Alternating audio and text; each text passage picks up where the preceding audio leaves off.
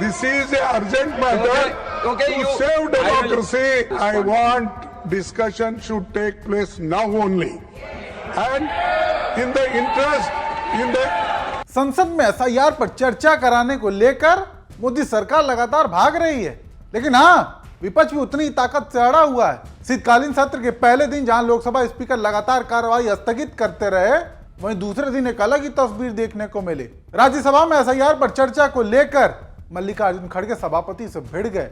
हालत यह कर दी कि सदन के नेता यानी जेपी नड्डा को खड़ा होना पड़ गया, लेकिन जवाब वो भी नहीं दे सके। This is an urgent matter. Okay, To you- save democracy, You put your words. I will ask the government to I respond. want discussion should take place now only. And in the interest of democracy, in the interest of citizens, in the interest of the country. Okay. Please, So please, I request please, you, sir, please you take should your seat. allow. I will ask. You should allow for discussion. Our members are ready. We will definitely cooperate with you. We don't want to say anything. Kindly allow. So we will keep quiet. And one by one we will speak. I will. And parliamentary affairs I will ask. minister has come. I will ask the honourable leader of the house to respond. Sir, you want to respond? They are asking. You want to respond? Sir, as the leader of the opposition has raised the question of the discussion and about 267, Rule 267, and as yesterday the Parliamentary Affairs Minister had said that we will come back. Today I am told by the Parliamentary Affairs Minister that very soon there is a meeting going to take place with the opposition leaders, and accordingly we will decide upon that. Parliamentary Affairs Minister will tell. विपक्ष के लगातार दबाव के चलते सभापति ने सदन के नेता को जवाब के लिए पूछा तो, लेकिन उनके पास कोई जवाब ही नहीं था। ऐसे में जेपी नड्डा ने चालाकी दिखाते हुए गेंद किरण रिजिजू के पाले में डाल दी कि वही जवाब देंगे, लेकिन किरण रिजिजू भी जब जवाब देने के लिए खड़े हुए तो कहते क्या है कि एसआईआर के अलावा भी देश में और भी जरूरी मुद्दे हैं। Now the problem starts. Problem begins when you start questioning the time. Everything cannot be mechanical. In parliamentary democracy, we have to engage in dialogue. We have to engage in discussion.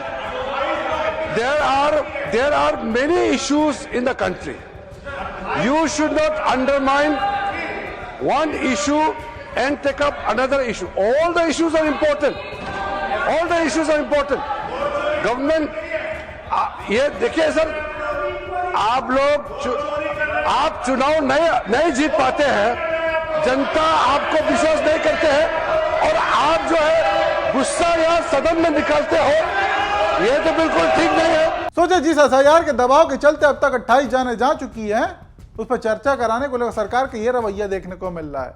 सत्र के पहले दिन भी विपक्ष SIR पर चर्चा कराने को लेकर अड़ा रहा, लेकिन कार्रवाई स्थगित होते होते अगले दिन के लिए स्थगित हो गई, और यही करके दूसरा दिन भी बेनतीजा रहा।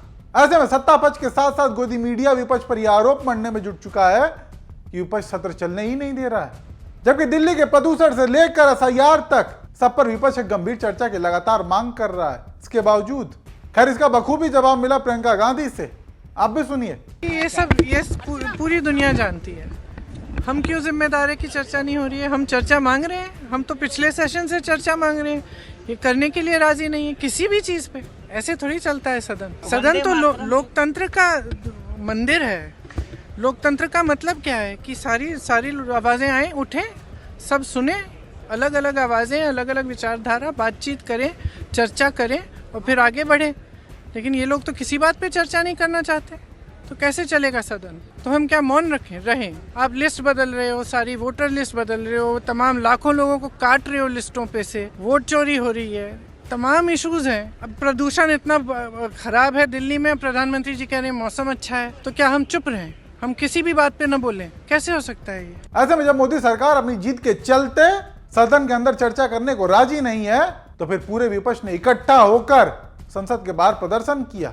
इस दौरान प्रदर्शन में सोनिया गांधी से लेकर राहुल गांधी, प्रियंका गांधी और तमाम इंडिया ब्लॉक के नेता उस प्रदर्शन में मौजूद रहे। प्रोटेस्ट करते रहेंगे जब तक उनको याद नहीं आएगा ये इनजस्टिस है। एसआईआर के दबाव के चलते जिस तरीके से लगातार बीएलओ के मौत की खबरें सामने आ रही हैं, उसके बाद विपक्ष का साफ कहना है कि हम तब तक प्रोटेस्ट करते रहेंगे जब तक सरकार को यह समझ नहीं आता कि यह अन्याय है। ऐसे में सवाल मोदी सरकार से कि सदन चलाने की सबसे ज्यादा जिम्मेदारी सत्ता पक्ष की होती है, और जब वही ऐसे जिद पर अड़ी रहेगी तो क्या फिर सत्र ऐसे ही लगातार हंगामे की भेंट चढ़ता रहेगा, या फिर सरकार अपनी जिम्मेदारी और जवाबदेही समझते हुए देश हित में जुड़े मुद्दों पर चर्चा करेगी? इस पर आप दर्शकों की भी जो राय हो कमेंट करके जरूर बताएं।